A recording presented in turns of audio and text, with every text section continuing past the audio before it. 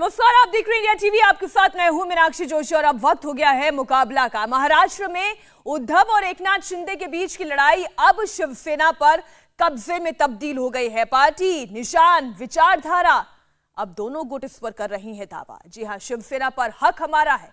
उद्धव ठाकरे मुंबई से दहाड़ रहे हैं, शिंदे और उनके विधायक गुवाहाटी से अपना दावा ठोक रहे हैं। उद्धव ठाकरे ये कह रहे हैं शिवसेना उनकी है, बाला साहेब उनके हैं, उनके चेहरे पर वो किसी को दावा नहीं करने देंगे, बाला साहेब ठाकरे पर किसी को चुनावी मैदान में नहीं जाने देंगे। शिंदे गुट कहता है पार्टी से जुड़ी हर चीज पर उनका हक है, क्योंकि संख्या बल उद्धव के पास नहीं, शिंदे गुट के पास है। शिवसेना सांसद संजय राउत यहां तक कह गए शिंदे और उनके बागियों में दम है तो अपने बाप के नाम पर वोट मांग कर दिखाए। सवाल है कि महाराष्ट्र की सियासी बगावत क्या विरासत पर कब्जे में तब्दील हो चुकी है? शिवसेना बाला साहेब की सोच थी, ऐसे में बाला साहेब की असली विरासत का असली सियासी वारिस कौन होगा, इसमें कोई बहुत बड़ा संशय नहीं है। अभी तक उद्धव ठाकरे रहे हैं, जितने बागी गुट के नेता थे वो भी आज तक ये कहते आए हैं हमें उद्धव ठाकरे से कोई तकलीफ नहीं है, लेकिन आज सबके तेवर बदले हुए हैं। जितना एग्रेशन आपको मुंबई में दिखाई देगा उतना ही एग्रेशन आपको गुवाहाटी में भी दिखाई देगा। मुकाबला में आज इसी बड़े सवाल पर होगी बड़ी बहस, लेकिन उससे पहले आपको सुनाते हैं उद्धव वर्सेस शिंदे में वर्चस्व की लड़ाई कैसे बाप तक पहुंची। अगर जो छोड़कर गए हैं वो लोग शिवसेना का नाम से भीख मत मांगे, और अगर वोट मांगते हैं तो अपने खुद के बाप के नाम पर मांगे। शिवसेना के बाप, हमारे बाप उद्धव बाला साहब ठाकरे के नाम पर मत मांगने का आपको अधिकार नहीं। आप अपने बाप के नाम से वोट मांग सकते। हम लोगों ने शिवसेना छोड़ी है ऐसी कोई भी बात नहीं है। हम सिर्फ अपना गट अलग कर रहे हैं, और जो बाला साहब की विचारधारा है कि हम किस दिशा में जाना चाहते हैं, इसके बारे में हमने हमारे पक्ष प्रमुख जी को बार बार विनती की थी कि हमें इसी दिशा में जाना है, और हमारा जो कहना था हमने उनको बोल दिया है। उनको मान्य करना ये न मान्य करना ये उनका अधिकार है, लेकिन जिस राह पे हमको चलना है उस राह पे चलने के लिए हमारे पास जो बहुमत चाहिए वो बहुमत हमारे पास है। 2/3 बहुमत हमारे पास है।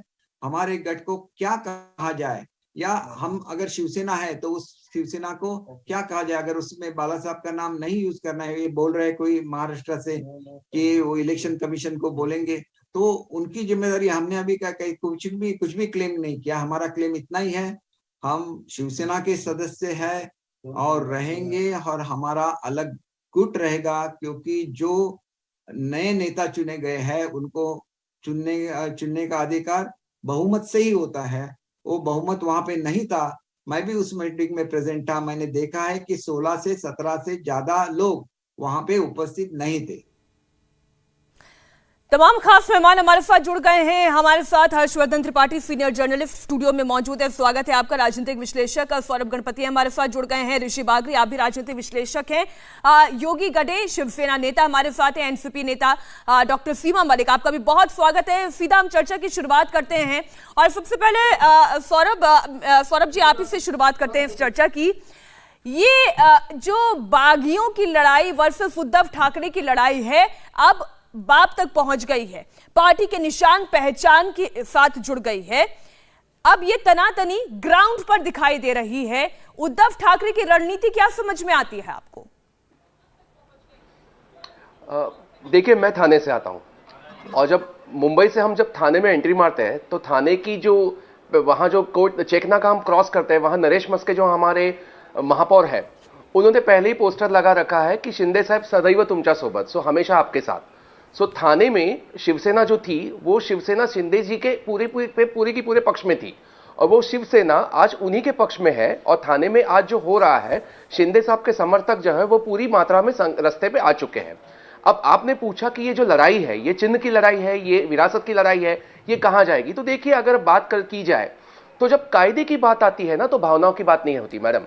क्योंकि अगर 55 अगर विधायक अगर शिवसेना के पास है, और 55 विधायकों में से अगर आपको लगता है कि 37 लोग, 2/3 लोग अगर शिंदे साहब के साथ है, तो अगर 2/3 लोग अगर वहां अगर कहते हैं कि ये हम शिवसेना के हैं, और जो कह रहे हैं वो शिवसेना वही खरी असली शिवसेना है, हम खरे उतर रहे हैं उस पर, तो ये चीज शायद माननी पड़ेगी। ये मसला कोर्ट में जा सकता है, और ये जो इलेक्शन कमीशन है वो कह सकता है कि हाँ भाई ये शिवसेना है। क्योंकि अपना जो 10th शेड्यूल है उसकी जो उसके बाद उसमें 91st अमेंडमेंट जो आई थी, उस अमेंडमेंट के तहत जितने लोग शिवसेना से निकले अगर वो 2/3 नंबर में से है तो ये डिफेक्शन नहीं माना जाएगा। ये लड़ाई मैडम कहां की है? अगर ये लड़ाई की अगर हम बात करें तो अगर 37 से कम अगर लोग शिवसेना से बाहर निकलते हैं तो सरकार का समर्थन लेके अल्पमत में सरकार आ जाएगी कुछ दिनों के लिए, शायद किसी और की सरकार अल्पमत की नई स्थापन हो जाएगी।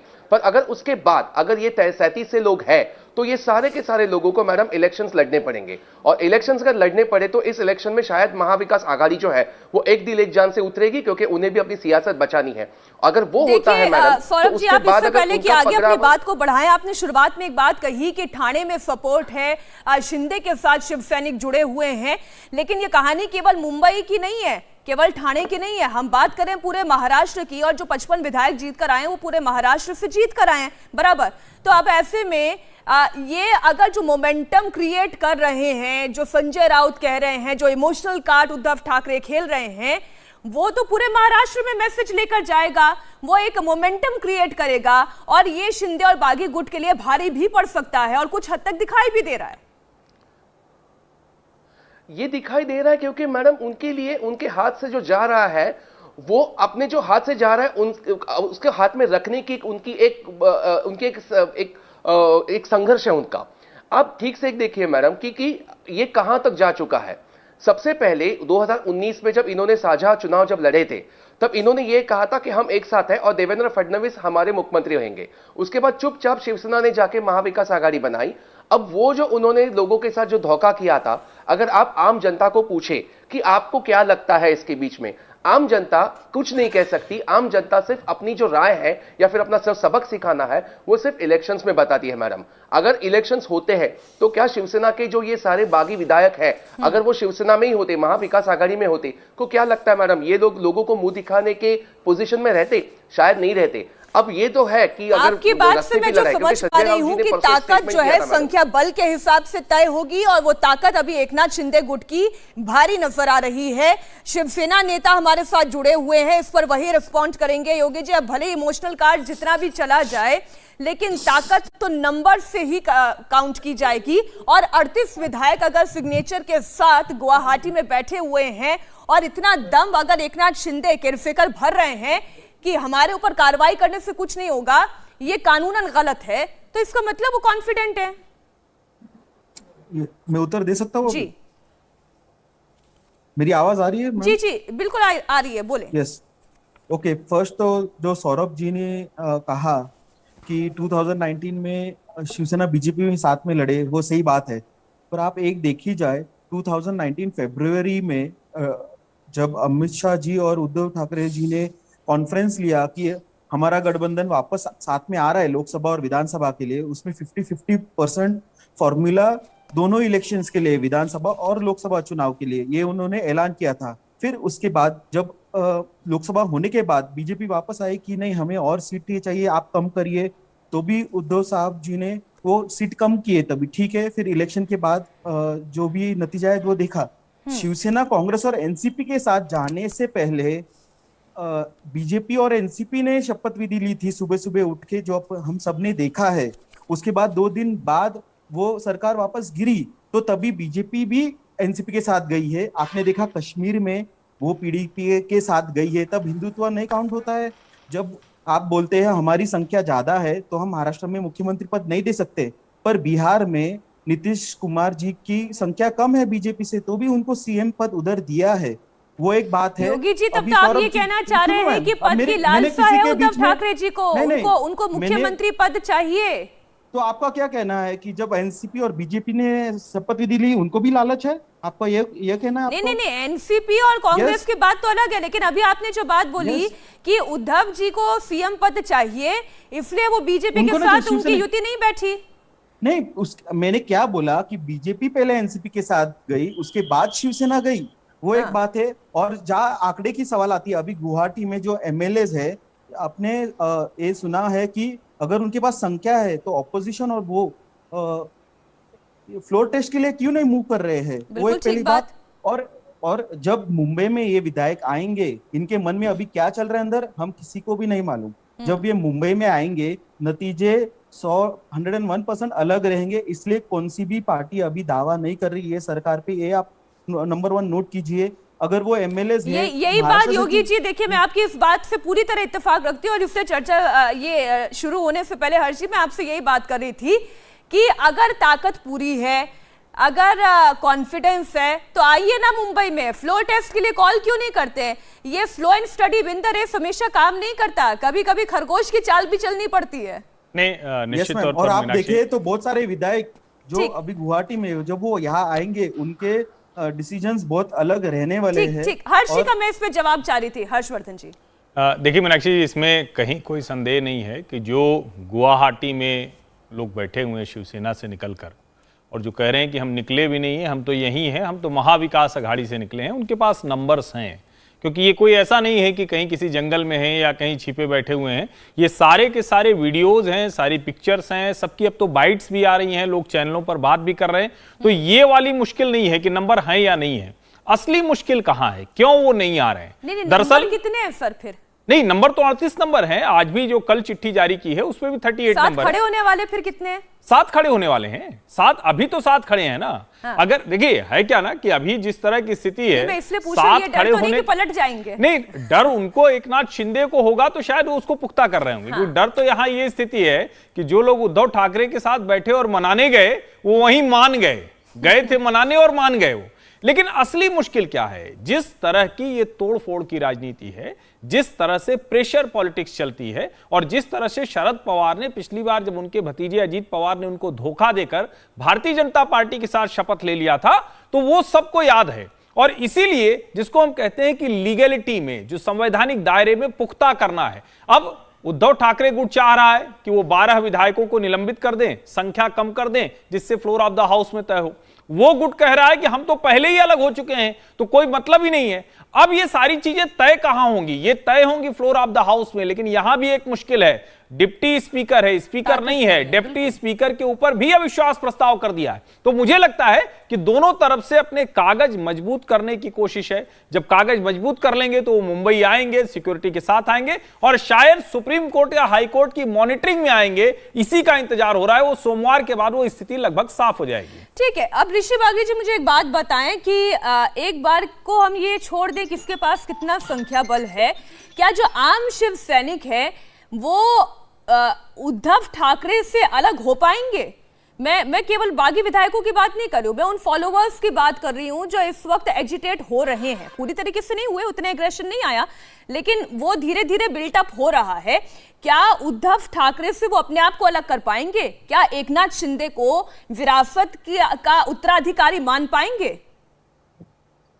देखिए, ये जो चीज होती है ना, बोथ वेज होती है। मतलब उद्धव की तरफ से शिव सैनिक की तरफ भी होती है और शिव सैनिक की तरफ से उद्धव की भी होती है। सबसे बड़ी जो प्रॉब्लम हो रही है उद्धव ठाकरे के साथ कि वो कहीं जाते ही नहीं है, वो एक जगह ही रहते हैं। और वो 6th फ्लोर जो मंत्रालय का जो 6ठी फ्लोर है उसमें भी वो शिव सैनिक को आने नहीं देते। सारे शिव सैनिक यही बात बोल रहे हैं कि हमारा उनके साथ मिलना बहुत डिफिकल्ट हो गया है, हम लोग उनसे मिल नहीं पाते। और कांग्रेस और एनसीपी के जो एमएलए है वो आराम से जाके उनसे मिल लेते हैं। तो प्रॉब्लम तो एक ये हो गई। सेकेंडली, आप एक चीज देखिए मीनाक्षी जी, इन्होंने अभी फेसबुक लाइव किया तो आप देखिए काफी डिफरेंसेस है। पहले वो जो फेसबुक लाइव करते थे तो शिवाजी की फोटो नहीं होती थी, उसमें बाला साहब ठाकरे की फोटो नहीं होती थी, उसमें हिंदुत्व की बातें नहीं करते थे ये। जबकि ये पार्टी पूरी की पूरी हिंदुत्व के ऊपर लड़ी है। हिंदुत्व वोट बैंक से अपना एक रकम से इन्होंने अपना वोट लिया है। और उसके बाद अब ये कभी औरंगजेब की बातें करती है, कभी ये नुपुर शर्मा को सूली चढ़ाने की बातें करती है। तो ये जो चीजें ये कर रहे हैं बेसिकली ये एक हिंदुत्व के मुद्दे से ये जा रहे हैं सेक्युलरिज्म की तरफ से। उनको ऐसा लगता है ऐसे जाने से उनको सब तरफा वोट मिलेंगे। लेकिन वो ये नहीं देख रहे कि उनके जो खुद के जो एमएलएस हैं जो कि हिंदुत्व के नाम पे जमीनी रूप से लड़ाई लड़े हैं इतने साल से, एंड वो उनको वोट भी मिला है, तो वो अब शायद उनको वोट नहीं मिलेगा। और मुझे लगता है ये एमएलएस अब रियलाइज कर रहे हैं कि भैया आप 2019 में हम लोग जब लड़े थे, साथ में लड़े थे, एनडीए की वो पार्टी थी और उन्होंने लड़के ये मोदी जी के और फडणवीस के फेस पे लड़े थे। उस समय ये 2.5 साल की कोई बात नहीं हुई थी। इनफैक्ट आप देखिए उद्धव जी के जो आप स्टेटमेंट देखिए 2019 के कैंपेन में, उन्होंने फडणवीस जी को ही बोला था कि ये बनेंगे चीफ मिनिस्टर। उस समय कोई 2.5 साल की बात नहीं हुई थी। अचानक से आफ्टर इलेक्शन उनको लगा कि ये वाली चीज कर सकते हैं और उन्होंने ये ब्लैकमेल पॉलिटिक्स स्टार्ट की और उन्होंने एकदम से अपना सत्ता को हथियाया। अब ये चीज अब सिर्फ सैनिक को समझ में आ रहा है, उनके एमएलए को समझ में आ रहा है कि अगर हम लोग फिर से जाएंगे तो इस हिसाब से हम लोग वोट नहीं जीत सकते। और अभी ऋषि जी अभी अंबादास दानवे जी हमारे साथ जुड़े हैं। अभी ये शिव सैनिक भवन से मीटिंग करके निकले हैं। डॉक्टर सीमा मलिक, मैं बस थोड़ी देर में आपके पास आ रही हूँ क्योंकि अभी मीटिंग से आप बाहर निकले ही हैं दानवे जी, तो मैं इसलिए उनकी राय जानना चाहती हूँ। दानवे जी देखिए, मोरल बिल्टअप करने की उद्धव जी चाहे जितनी कोशिश कर लें, लेकिन अगर नंबर गेम की बात करें तो बागी विधायकों की संख्या गुवाहाटी में ज्यादा है। आप लोग इस स्थिति से निपटने की क्या कोशिश कर रहे हैं? आज क्या मैसेज उद्धव ठाकरे की ओर से दिया गया? पहली बात तो ये जो ऋषि कौन बात कर रहे थे, राजनीतिक विश्लेषक 2.5 साल के पहले की बात कर रहे थे, इनको क्या मालूम है क्या क्या हुआ था? राजनीतिक विश्लेषक हुए तो इनको क्या मालूम है उद्धव जी ठाकरे साहब अमित जी शाह के साथ बैठक में क्या हुआ था? इनको क्या पता? ये जो बोल रहे हैं कि ये हुआ था वो हुआ था और फिर ब्लैकमेलिंग किए, ये सब गलत बात कर रहे हैं। और दूसरी बात, जो नंबर की बात कर रहे हैं आप, नंबर भले अभी गुवाहाटी में होंगे लेकिन उससे वहां से आधे से ज्यादा विधायक माननीय पक्ष प्रमुख शिवसेना सुप्रीमो उद्धव जी ठाकरे साहब के संपर्क में है। फिर अगर नंबर है तो उन्होंने मुंबई में आना चाहिए, विधानसभा के अध्यक्ष पास आना चाहिए, राज्यपाल जी के पास आना चाहिए, वहां पे नंबर लिख के क्या हुआ नंबर में से आप मुंबई तो बुलाते हैं, बात करने के लिए भी कहते हैं उद्धव जी, लेकिन संजय राउत जी कहते हैं कि अपने बाप के नाम पर लड़कर दिखाएं, जरा मुंबई आकर बात करके दिखाएं। ऐसा धमकी देंगे तो कौन आएगा? ऐसा नहीं, बाप के नाम पे लड़के दिखाए इसका मतलब उद्धव जी ठाकरे साहब बाला साहब जी ठाकरे साहब के नाम पे लड़ते हैं तो ये लोग कहते हैं कि हमारी असली शिवसेना है। तो ये संजय राउत साहब ये इस हेतु से उन्होंने कहा है कि आप भी अपने बाप के नाम पे लड़के बताओ। ये धमकी नहीं है, ये धमकी नहीं है। तुमको तो आना तो मुंबई में पड़ेगा ही ना, ये तो गुवाहाटी में महाराष्ट्र की विधानसभा नहीं होगी ना। अच्छा ठीक है, हर्षी एक आपसे सवाल पूछना चाहते हैं। हर्षी नहीं दानवे साहब, ये बड़ा अजीब सी बात नहीं हो रही है कि लोकतंत्र में आप कह रहे हैं कि बाप के नाम पर लड़के दिखाओ? कभी बाला साहब ने तो नहीं कहा कि ये सिर्फ और सिर्फ हमारे अपने घर के लोगों की पार्टी होगी? ये तो शिव सैनिकों की पार्टी थी ना, जो छत्रपति शिवाजी और मराठा स्वाभिमान के नाम पर थे। ये शिव सैनिकों की ही पार्टी है, यही उद्धव जी ने आज बताया है। लेकिन बाला साहब जी ठाकरे साहब ने ये पार्टी स्थापन की है, उनके विचारों से ये पार्टी चलती है। उनके जो विचार है, उन्होंने जो विचारधारा दी है, वही विचारधारा से ये पार्टी चलती है। और ये विचारधारा माननीय उद्धव जी ठाकरे साहब, माननीय आदित्य जी आगे लेके चल रहे हैं। ठीक है दानवे जी, ये आपको लगता है, लेकिन डॉक्टर सीमा मलिक, ये कौन तय करेगा कि उद्धव ठाकरे ही बाला साहेब ठाकरे की विचारधारा पर चल रहे हैं? क्यों? क्योंकि वो सिर्फ उनके पुत्र हैं, इसलिए वो उनकी विचारधारा पर चल रहे हैं। और जो एकनाथ शिंदे हैं, जो बागी गुट है, क्या वो शिव सैनिक नहीं है?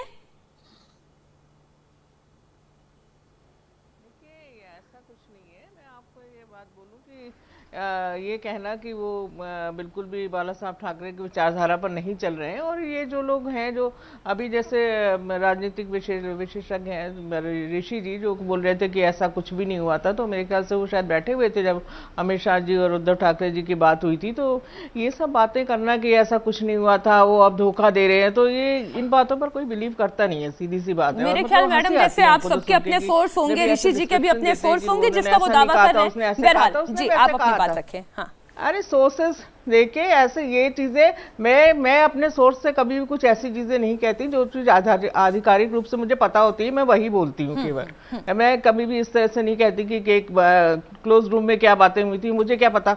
आप मुझसे पूछेंगी तो भी मैं बोल दूंगी कि अगर दो बड़े लीडर्स के बीच में कोई बात हुई थी तो मैं उसमें कोई भी कमेंट नहीं करूंगी कभी भी, यानी कभी भी मैंने आज तक ना किया ना मैं करूंगी। और दूसरी बात देखिए ये है कि देखिए जहाँ तक अभी ये जो बातें हो रही है कि हाँ हिंदुत्व की, अब 2.5 साल के बाद, इतने साल तक आप मिनिस्टर है, उसके 2.5 साल बाद अगर आप कहते हो कि हाँ एकदम सडनली आपको हिंदुत्व याद आता है, और अगर उसी पार्टी के एक नेता ये कहते हैं कि हमारे पीछे एक बहुत बड़ी राष्ट्रीय पार्टी खड़ी हुई है, मैं नहीं कह रही हूँ, मैं कुछ भी नहीं कह रही हूँ, जो उनका स्टेटमेंट आया है टीवी के ऊपर वो मैं कह रही हूँ कि हमारे पीछे एक बहुत बड़ी राष्ट्रीय पार्टी खड़ी हुई है जो बहुत मजबूत है, तो लोगों का डाउट होता ही है। और इस तरह की चीजें जो आज लोकतंत्र में जो कुछ भी हो रहा है, this is all very unfortunate. And मैं तो ये कहूँगी, देखिए पॉलिटिकली एंड लीगली हम लोग इसको फाइट करेंगे, महाविकास आघाड़ी के साथ हम खड़े हुए हैं, हमने अच्छा काम किया है 2.5 साल में, और उसको ग्लोबली लोगों ने अप्रिशिएट भी करा है। चाहे आप कोरोना टाइम में जिस तरह से काम हुआ महाराष्ट्र में, उसको सभी जगह, चाहे WHO हो, चाहे सुप्रीम कोर्ट हो, सबने उसको अप्रिशिएट किया है। धारावी मॉडल को एक आदर्श बनाया लोगों ने, तो हमने, ऐसा नहीं है कि वहां पर काम नहीं हुआ है। और ये सब चीजें कहना कि आप किसके नुपुर शर्मा के साथ खड़ो, या ये सब चीजों का कोई औचित्य है नहीं। देखिए अभी ultimately at the end of the day उनको फ्लोर टेस्ट तो देना ही पड़ेगा, और जो एक सही बात भी है, उनको अपनी मेजॉरिटी प्रूव करनी पड़ेगी। केवल वीडियोस भेजने से या नारे लगाने से तो मेजॉरिटी प्रूव होती है। जो बात में समझ में नहीं है वो तो कंट्री में वो तो जो देखिए सीमा जी, जो बात ऋषि कहना चाह रहे थे या जो बात सौरभ कहना चाह रहे थे, उस बात से जो सवाल निकल कर आता है सीमा जी, वो सवाल ये है कि एनसीपी और शिवसेना का वोटर एक कभी नहीं हो सकता।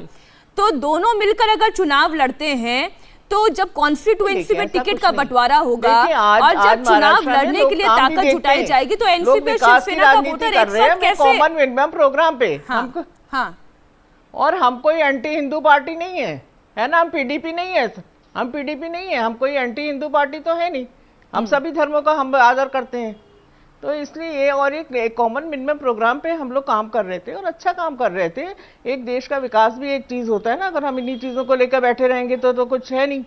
तो इसलिए, और ये कॉमन मिनिमम प्रोग्राम आम वोटर तक पहुंचता है हर चीज। ठीक है सीमा जी, आपकी बात आ गई। ये कॉमन मिनिमम प्रोग्राम क्या आम वोटर समझता है? लोगों नहीं, देखिए कॉमन मिनिमम प्रोग्राम बहुत से, मैं उस वोटर की बात कर रही हूँ जो कोई रेडी चला रहा है, कोई पटरी पर अपना सामान बेच रहा है, कोई ऑटो चलाने वाला है, कोई रिक्शा चलाने वाला है, मैं उस वोटर की बात कर रही हूँ। भला हो रहा है तो सब समझते हैं आज लोग। नहीं, लेकिन सीमा जी जो सबसे बड़ा सवाल है, आप लोग लगातार एक बात कह रहे हैं कि उनको आना तो मुंबई ही है। निश्चित तौर पर ये महाराष्ट्र के विधायक हैं, तो उनको लौट कर अपनी कॉन्स्टिट्यूंसी में आना है, और विधानसभा मुंबई में है। लेकिन एक सवाल सीमा जी, एक सवाल, आप ये क्यों नहीं कर पा रहे हैं, इतना साहस क्यों नहीं जुटा पा रहे हैं कि विधायक आएंगे और उनको आप फ्लोर ऑफ द हाउस में तय करने दें? आप तो पहले से ही कह रहे हैं, हम इस 12 को पहले कह रहे हैं कि इनकी सदस्यता रद्द कर दो, इन 16 की सदस्यता रद्द कर दो, हमने नेता सदन बदल दिया, हमने विप बदल दिया। तो क्या आपको नहीं लगता कि सरकार पूरी तरह से टूट चुकी है और शिवसेना के हाथ में कुछ बचा नहीं, उद्धव जी के हाथ में? मेरे ख्याल इस पर दानवे साहब जवाब दे तो ज्यादा बेहतर रहेगा। दानवे जी, आपने पूरी बात सुनी हर्षी की, आप उस पर जवाब दें। ऐसा नहीं लगता दानवे जी। ये सब आप कह रहे हैं फ्लोर ऑफ द हाउस, ये सही बात है। तो फ्लोर ऑफ द हाउस उन्होंने आना चाहिए ना, खुद होके क्यों कोई फ्लोर ऑफ द हाउस जाएंगी शिवसेना? अगर इनको इच्छा है तो इन्होंने वैसा दावा करना चाहिए कि हम ऐसे इतने लोग हैं, हम इस सरकार के पीछे नहीं रहना चाहते, हम कोई अलग देवेंद्र फडणवीस जी के पीछे जाना चाहते हैं, बीजेपी के पीछे जाना चाहते हैं, और कोई पार्टी के पीछे जाना, ये उन्होंने आके सुस्पष्ट करना चाहिए ना। नहीं, उन्होंने तो डिप्टी स्पीकर को चिट्ठी लिख दी है, उनके दस्तखत हैं, लेकिन आप कह रहे हैं कि पहले इन 12 को आप बर्खास्त कर दीजिए, निलंबित कर दीजिए, सदस्यता खत्म कर दीजिए। किस आधार पर करेंगे? उन्होंने वो चिट्ठी में क्या लिखा कि हमारा इतने लोगों का एक ग्रुप है, ये कहा है जी। अभी एक पार्टी में से एक ग्रुप अगर होगा तो उनको कोई ग्रुप में मर्ज होना पड़ेगा, सिर्फ ग्रुप कोई पार्टी नहीं कर सकती। कोई पार्टी में आप तो प्रतिनिधि हैं, आप कैसी बात कर रहे हैं? अगर 2/3 विधायक किसी भी पार्टी से निकल जाए तो नया समूह बन जाएगा, उनको स्पीकर की जिम्मेदारी होती है कि वो अगर उसको पुष्ट करके उनको मान्यता देगा। आप इसके बारे में कॉन्स्टिट्यूशन 10 उसमें चेक कीजिए, इसमें जो समूह बनता है उसे कोई पार्टी में ज्वाइन होना पड़ता है, मर्ज होना पड़ता है, अलग नहीं रह सकते। ठीक है, तो मैं इसी बिंदु पर आती हूँ दानवे साहब, और मैं सौरभ जी आपके पास आ रही हूँ। मुझे एक बात बताएं, एकनाथ शिंदे ये कहते हैं 38 बागी विधायक हमारे साथ है और हम ही असली शिवसेना है। केरसेकर जी को अभी मैंने थोड़ी देर पहले सुना, वो दावे के साथ कह रहे हैं कि हम ही असली शिवसेना है।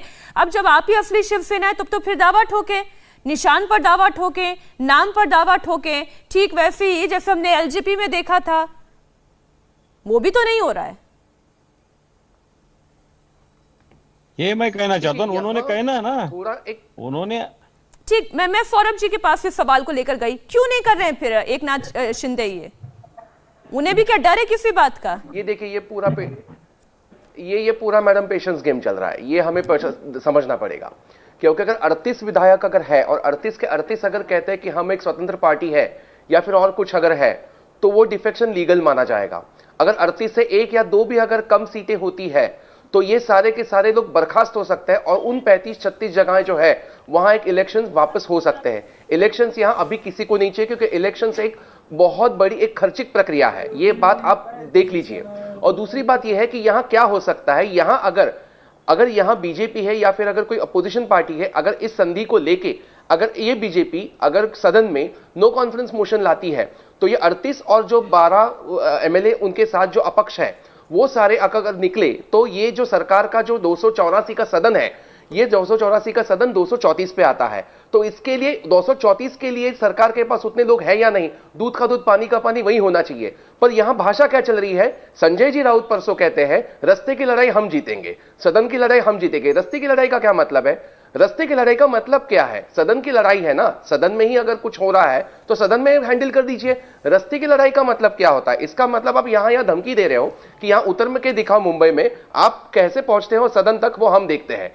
ये तरीके से नहीं, लेकिन ये तो शिवसेना का कैरेक्टर है, ये तो शिवसेना का कैरेक्टर है। मैं तो कहती हूँ अपने कैरेक्टर से बहुत हम्बल है वो। अभी अब तक अगर ये पुराने बाला साहब ठाकरे वाली पार्टी होती तो मारकाट पर आ जाती बात। पर वो शिवसेना बाला साहब ठाकरे की जो पार्टी होती वो एक संग रहती, ऐसी टूटी बिखरी हुई पार्टी नहीं रहती मैडम, ये बहुत बड़ी बात है। और दूसरी बात ये मैं कहना चाहता हूं कि अगर ये दादागिरी अगर करनी है तो करने दो, दूध का दूध पानी का पानी होना है तो होने दो। अगर वो 38 लोग आते हैं और अगर गवर्नर के सामने अगर हाजिरी देते हैं और अगर सदन में अगर वो वोटिंग हो जाता है तो सरकार गिरेगी। ये सरकार गिरना किसी के लिए भी अच्छा नहीं होगा, सरकार में जो घटक है उनके लिए, और इलेक्शंस है वो भी किसी को नहीं चाहिए। पेशेंस गेम है मैडम, आपने जो कहा वो सही कहा, शिवसेना का कैरेक्टर है। तो ये पेशेंस गेम में जिसके पास पेशेंस है, परसिवरेंस है, परसिस्टेंस है, वो जीतेगा। और जिसके पास जो एंग्जाइटी है जिसके पास है वो शायद हारेगा। अब आने वाले कुछ दिनों में जिसके पास एंग्जाइटी है और जिसके पास पेशेंस परसिवरेंस है वो दिखेगा कौन यही हम भी सुन रहे हैं। डॉक्टर सीमा मलिक, हमारे जितने संवाददाता इस वक्त फील्ड पर मौजूद है, हमारे जितने सोर्सेस है वो यही बता रहे हैं कि शरद जी भी यही चाहते हैं कि अभी थोड़ा आहिस्ते आहिस्ते पेशेंस टेस्ट करो। वहां जो 38 बैठे उन्हें बैठे रहने दो, देखो कितने बैठे रहते हैं और कितने लौट कर आते हैं। देखिए, मैं इस पे अब क्या कमेंट करूं कि अब कुछ भी आजकल तो देखिए कुछ भी लोग कुछ भी बोल रहे हैं, और बस मैं तो यही कहूंगी कि लेकिन आप ये बता दीजिए ना, इसमें फायदा है ना, मतलब कुछ भी पेशेंस टेस्ट करने का फायदा है कि नहीं है मैम, ये तो बताएं। क्या सोच रहे हैं वो, क्या सोच रहे हैं वो कह रहे हैं, तो मैं बिल्कुल मैम आप तो अपनी राय बताएं कि पेशेंस टेस्ट करने का फायदा मिलेगा एनसीपी, कांग्रेस, ये महाविकास अघाड़ी सरकार को? देखिए, पेशेंस से तो हमेशा आदमी को रहना चाहिए, एक पेशेंस तो हमेशा होना ही चाहिए। एंजाइटी की तो कोई बात है नहीं, और काफी पेशेंस से उनको देखा जा रहा है। और देखिए, जिस तरह के बयान आए आज, जिस तरह की जो सिचुएशन है वो कोई लोकतंत्र के लिए, हमारी डेमोक्रेसी के लिए कोई अच्छी चीज तो है नहीं। जिस तरह से कर्नाटक में हुआ, जिस तरह मध्य प्रदेश में हुआ, जिस तरह से उत्तरांचल में हुआ, अरुणाचल में हुआ, उत्तराखंड में हुआ, तो ये सब चीजें कोई अच्छी चीजें तो है नहीं। और ये हमारी शायद आज कुछ लोग उसके साथ भी हैं, पर विद द टाइम शायद उन्हें पता लगेगा कि उन्होंने कितनी गलत चीज को सपोर्ट किया। अब आसाम में देखिए इस समय क्या हाल है, लोग वहां पर, मतलब लोग बाहर से ग्रसित प्रदेश है एक वहां पर, अगर वहां की जो गवर्नमेंट है वो पिटी पॉलिटिक्स में पड़ी हुई है। और मेरे ख्याल से तो मैं तो आपके माध्यम से अपील करूंगी उनसे कि वो कृपया वहां के लोगों के ऊपर कुछ ध्यान दें। और देखिए, जहां तक ये सब चीजें हैं कि किसके पास कितने लोग हैं, अब नितिन देशमुख जी के बयान को भी तो हम इग्नोर नहीं कर सकते। तो ये सब चीजें तो यहाँ आकर ही डिसाइड होंगी। और जहां तक कोई हिंसा की बात है, देखिए हम लोग किसी भी हिंसा को सपोर्ट नहीं करते कि यहाँ होनी चाहिए, पर शायद उनका शिव सैनिकों का सेंटिमेंट है या जो भी है, मुझे नहीं पता, मैं इस पे ज्यादा कुछ बोलना नहीं चाहती। नहीं दानवे साहब, ये सेंटिमेंट है या सेंटिमेंट बनाया जा रहा है? सेंटिमेंट दोनों तरफ से आ गया, क्योंकि एकनाथ शिंदे और जो 40 विधायक हैं वहां, उनके साथ भी तो लोग हैं ना। ऐसा तो है नहीं कि वो बिना किसी के, उनके पीछे कोई नहीं, कोई फैन फॉलोइंग नहीं। और अब ये दिखने लगा है कि ठाणे में तो शिवसेना के जो उद्धव ठाकरे समूह के लोग नहीं जा पा रहे हैं। ये बिल्कुल ठीक बात कह रहे हैं हर्ष जी। मैं ऋषि जी आपके पास आऊं, उससे पहले दानवे जी आप ये बताएं कि इमेजिन करना शायद नहीं एक इमेजिन की शिवसेना बात को- नहीं है मैम, लेकिन ये चीजें अब दिखाई दे रही हैं। दानवे जी, ये आज सुबह भी हमने कई सारी तस्वीरें देखी कि अगर पोस्टर पर कालिक पोती जा रही है बागी गुट के विधायकों के, तो समर्थन में बहुत सारे पोस्टर एकनाथ शिंदे के लगाए भी जा रहे हैं।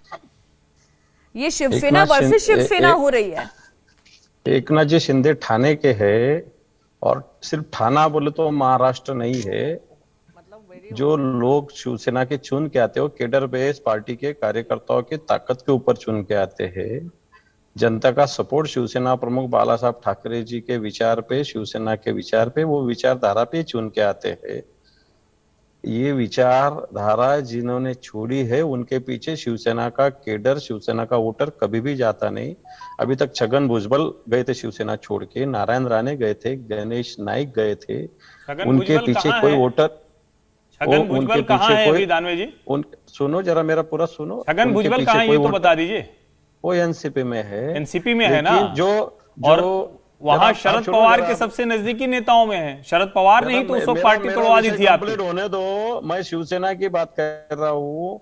उस टाइम छगन भुजबल जी को एक शिवसेना का सादा कारपोरेटर थे बाला नांदगांवकर, उन्होंने हराया था। नारायण राणे को भी विधानसभा में हराया, गणेश नाइक को भी विधानसभा में हराया, क्योंकि शिवसेना का वोटर, एक आधा लीडर शिवसेना का जा सकता है, लेकिन शिवसेना का वोटर हलता हिलता नहीं। ये महाराष्ट्र का इतिहास है। आप वहां पे बात कर रहे होंगे, राजनीतिक विश्लेषक होंगे, लेकिन शिवसेना का जो वोटर है वो इसी प्रकार के वृत्ति का है। आप ध्यान में रखना चाहिए। इसलिए हम बार बार ये कह रहे हैं, ठीक है 4 एमएलए, 10 एमएलए, 20 एमएलए, 40 एमएलए, लेकिन ये एमएलए बोल तो शिवसेना पार्टी नहीं, दानवे जी, अगर पूरी ताकत आपकी 55 विधायकों की है और उसमें 38-40 चले गए और आप कह रहे हैं कि कोई फर्क नहीं पड़ता, तो जो शाखा लगती है शिवसेना की, जो झंडा लगा के भगवा ब्लैक बोर्ड पर वो जो लिखा जाता है, जो शाखा प्रमुख होता है, वो क्या बताएगा? एकनाथ शिंदे यही तो कह रहे हैं ना कि हिंदुत्व पे, राम मंदिर पर, 370 पर, जितने भी ऐसे इश्यूज हुए उस पर शिवसेना पीछे जाती गई। और खुद उद्धव ठाकरे ने अपनी बात में माना है कि हाँ, मुझसे कहा गया कि आप महाविकास अघाड़ी से बाहर निकलिए। देखो, शिवसेना को हिंदुत्व सिखाने की जरूरत नहीं है। जिस टाइम बाबरी मस्जिद गिरे थे तो ये बीजेपी के लोग अंदर गए थे। शिवसेना अरे नहीं, हम नहीं सिखा रहे या कोई और नहीं सिखा रहा है। नहीं, इसमें सीमा जी भी रिस्पॉन्ड करना चाहती हैं। सीमा ये जी सिखा रहे हैं आप ही के जो शिवसैनिक हैं, खांटी शिवसैनिक एकनाथ शिंदे सिखा रहे हैं। ठीक है ना, वो फिर 2.5 साल क्यों रहे सरकार में? 2.5 साल क्यों रहे इनके साथ बैठे? ठीक है, ये 2.5 साल तो बैठे ना इनके साथ। जब भी नहीं आना था, जब भी बोलना था कि हम नहीं आते, हमको नहीं पसंद है एनसीपी कांग्रेस। अभी क्या बोल रहे हैं? ठीक है, सीमा जी इस पर रिस्पॉन्ड करना चाह रही है। सीमा जी आप बोले, फिर मैं ऋषि के पास जा रही हूँ जी। देखिए, मैं ये कहना चाह रही हूँ कि जैसा कि वे कहना चाह रहे हैं कि शायद वोटर्स को केवल इसी चीज़ पे वोट पड़ता है। क्या आज देश के वोटर्स को महंगाई और बेरोजगारी और जो आसाम में जो बाढ़ में जो हाल हो रहा है, क्या देश के वोटर्स को इन चीज़ों पे कोई फर्क नहीं पड़ता? मैं सिर्फ इनसे ये पूछना चाहती हूँ। और एक कॉमन विंडो प्रोग्राम पे हम लोग देश के विकास के लिए बहुत अच्छा काम कर रहे थे, और जिस दिन से हमारी सरकार आई है उस दिन से ही लोग यहाँ पे परेशान है कि 10 दिन में गिर जानी चाहिए, 15 दिन में गिर जानी चाहिए, साम दाम दंड भेद सब कुछ लगा रखा है। और इसमें मैं ये कहूंगी कि एक दंड का भी बहुत बड़ा रोल है। जिस तरह से मिसयूज हुआ है एजेंसीज का, इन चीजों को कोई भी इग्नोर नहीं कर सकता आज। केवल ये कहना कि ये केवल हिंदुत्व की वजह से ऐसा करा गया है या उनकी वो हिंदुत्व में बिलीव नहीं करते, उनके ऊपर ये एलिगेशंस लगाना मुझे नहीं लगता कि कोई ठीक बात है। तो मैं सिर्फ यही कहना चाहती हूँ कि देखिए, ये 2.5 साल के बाद अचानक आपको याद आता है कि हम हिंदुत्व की वजह से हम अलग हो रहे हैं। तो इन बातों पर आज नहीं, देखिए, ये अवसरवादिता तो है। इस बात से मैं बिल्कुल आपके इत्तेफाक रखती हूँ कि 2.5 साल तक सत्ता की मलाई खाने के बाद फिर अचानक से ये तय करे कि हम हिंदुत्व के नाम पर और बाला साहब ठाकरे की विरासत की सियासत को आगे बढ़ाना चाहते हैं। तो ये इस बात से तो मैं इत्तेफाक रखती हूँ। लेकिन हर्षी, मैं एक बार ऋषि जी के पास जाना चाह रही हूँ। 2 दिन में गिर जाएंगे, पर जब नहीं, देखिए मीनाक्षी जी, अभी ये लोग जो बोल रहे थे कि 2.5 साल की तो कोई बात ही नहीं हुई थी, तो क्या ये लोग भी रूम में बैठे हुए थे? इनके सामने क्या बात हुई थी? क्या वो ये लोग बोल रहे कि 2.5 साल की बात हुई? आप एक चीज देखिए, पब्लिकली कैंपेन होते वक्त उस समय कोई बात का, इस टाइप की कोई भी बात का जिक्र नहीं हुआ था। उस समय फडणवीस को फेस बनाया गया था और उसके नाम पे कैंपेन हुआ था। मोदी जी के नाम पे बड़े बड़े कटआउट लगे थे, उनके नाम पे कैंपेन हुआ था। तो फडणवीस जी और मोदी जी के नाम पे ये सबने कैंपेन किया था और मलाई ली थी, उनके नाम पे वोट दिए थे। तो सबसे बड़ी बात है, उस समय कोई कोई 2.5 साल का जिक्र नहीं हुआ। वो ये जब रिजल्ट आने के बाद सबने ये किया कि हमारे साथ तो ऐसा की, हमारे साथ तो ऐसी बात हुई थी। तो ऐसी बात तो पहले तो किसी ने कभी कुछ नहीं बताई थी, सबसे पहली बात। दूसरी बात यह है कि जनता ने बहुमत किसको दिया था? जनता ने बहुमत आपके बीजेपी एंड शिवसेना को दिया था, और शिवसेना जाके आपके कांग्रेस के पास चली गई, जिनके अगेंस्ट ये लोग लड़े थे। तो सबसे बड़ी बात है, इन्होंने तो एक सबसे बड़ी बैक स्टेप कर दिया, एकदम से उन्होंने पीछे से छुरा घोंपा है सारी जनता को, जो जनता ने इनको वोट दिया है। तो ये एक बड़ी बात है। और अगर अब वो शिवसेना का अगर ब्रेकअवे फैक्शन अगर वापस अगर जनता का मेरा तो इसमें सवाल अलग है। अब इस बात से ऋषि बहुत बात आगे बढ़ चुकी है, इसलिए अब तो सवाल ये है कि असली शिवसेना कौन सी है? असली शिवसेना ऋषि कौन सी है? मेरे सवाल का आप जवाब दीजिए, असली शिवसेना कौन सी है? वो जो 38 विधायक गुवाहाटी में बैठे हुए, मुंबई नहीं आ रहे, दिखा रहे हैं गुवाहाटी वाले। नहीं सर, तो ये फ्लोर टेस्ट क्यों नहीं कर रहे हैं?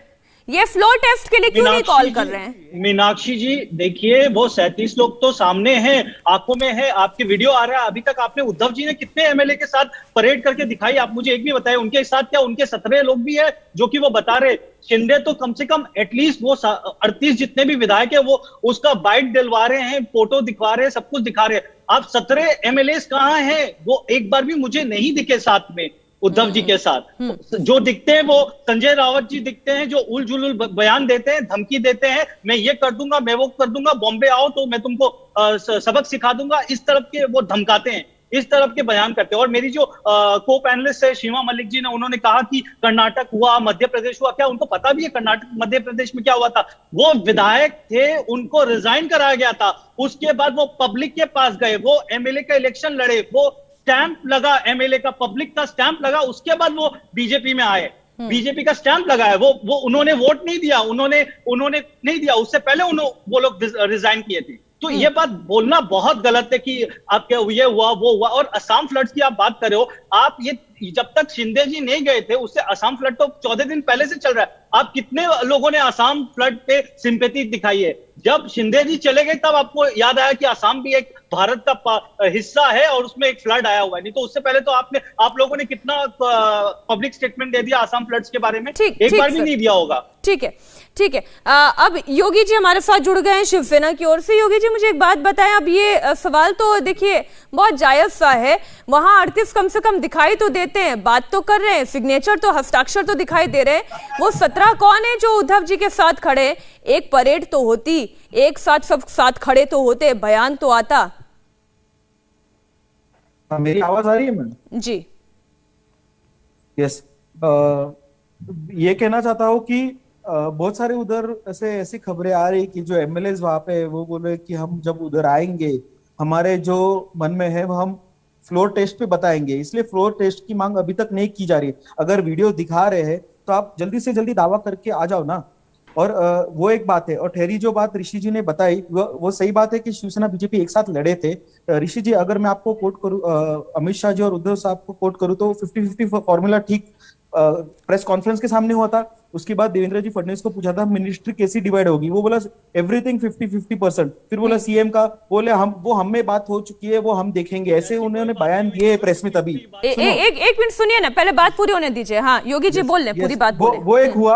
और आप बोले कि बैकस्टेप किया है वोटर्स को, पर आप अगर देखें शिवसेना एनसीपी और कांग्रेस के साथ जाने से पहले बीजेपी उनके साथ गई थी, तो पहले बैकस्टेप उधर से हुआ था, फिर बाद में शिवसेना गई, वो एक रही बात। और जहां तीसरी बात आती है जो कौन सा पक्ष ओरिजिनल है कौन सा नहीं है, तो अगर मैम ये वो कायदे की बात है, जो विधायकों ने अभी जो गठ बनाया है, ये गठ और ये पक्ष सिर्फ विधानसभा के लिए है, ये पूरे महाराष्ट्र या केंद्र भारत के लिए नहीं है।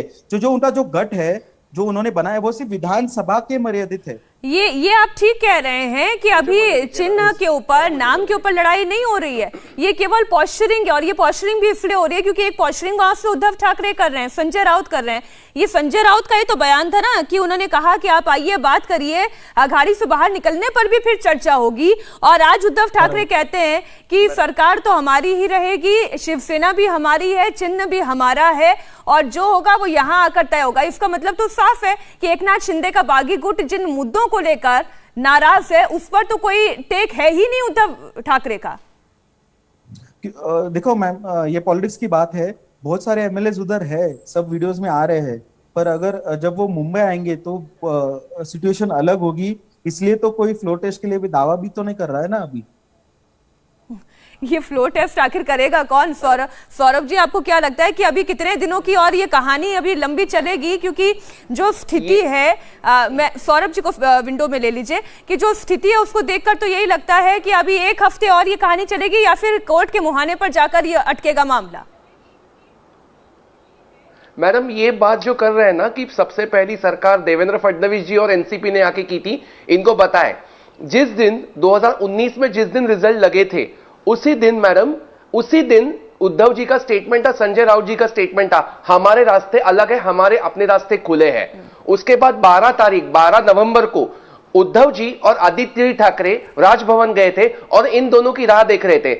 महाविकास आघाड़ी या इन तीनों की सरकार आने वाली है, यह बात तभी तय हो चुकी थी। उसी के बीच में फिर एनसीपी और देवेंद्र फडणवीस जी की सरकार आई है, ये देखना पड़ेगा। यहां बात पीडीपी की चलती है मैडम। अगर आपने कश्मीर का रिजल्ट अगर देखा तो पीडीपी और बीजेपी के जो साझा सरकार थी, उस साझा सरकार को कोई और चारा नहीं था। आप आंकड़े देखो, और उसके बाद 370 निकल चुका है। तो अगर बीजेपी पीडीपी के साथ जाती है तो हम महाविकास आघाड़ी के साथ जाएंगे, ये कोई मायने नहीं रखता। दूसरी बात मैडम, अगर ये चले, मैं ना एक अकबरुद्दीन ओवैसी की भाषा में कहता हूं, महाराष्ट्र की पुलिस को 1 घंटा शांत रखे, महाराष्ट्र की पुलिस को 1 घंटा शांत रखे और शिवसैनिकों को 1 घंटा शांत रखे, सारे लोग उतर के एयरपोर्ट से उतर के वहां विधानसभा में आ जाएंगे। मैं उस भाषा में बोलता हूं। फिर उसके बाद अगर जो फ्लोर टेस्ट देंगे, आपको वो सहना का पड़ेगा। आप बात करते हो रस्ते की लड़ाई की, आप बात करते हो सबक सिखाने की, और ये जो मैडम वीडियोस आ रहे हैं ना, ये मैडम ये वीडियोस कब के बाद आ रहे हैं? नितिन देशमुख जी वो वहां से जो निकले, उन्होंने कहा कि मुझे जबरदस्ती पकड़ा गया, मुझे उसके बाद एक इंजेक्शन दिया गया। अब जबरदस्ती पकड़ा गया, इंजेक्शन दिया गया, और उस आदमी को चार्टर प्लेन से महानुभाव को भेजा गया मुंबई में। ये बहुत बड़ी बात है, इतना टॉर्चर करने के बाद चार्टर प्लेन से भेजा गया। उसके बाद ये सारे वीडियोस आ रहे हैं ये बताने के लिए कि इनके साथ कोई टॉर्चर नहीं चल रहा और इनके साथ कोई बदसलूकी नहीं चल रही। ये सबसे बड़ी बात हो रही है। इसके बाद मैं वही कह रहा हूं मैडम कि अगर हो जाए जल्दी से जल्दी फ्लोर टेस्ट, हमारे राज्यपाल जो है वो एक बार चार्ज ले अपना और फ्लोर टेस्ट बुलाए। जितने जल्दी वो करेंगे उतने जल्दी ये दूध का दूध पानी का पानी हो जाएगा, नहीं तो सिर्फ पैनिक फैलने वाला है, बाकी कुछ नहीं। क्या शिवसेना का टूटना तय है? सीमा जी, एक राजनीतिज्ञ की तरह से इस सवाल का जवाब दीजिएगा, बजाय अघाड़ी सरकार के घटक दल की तरह से।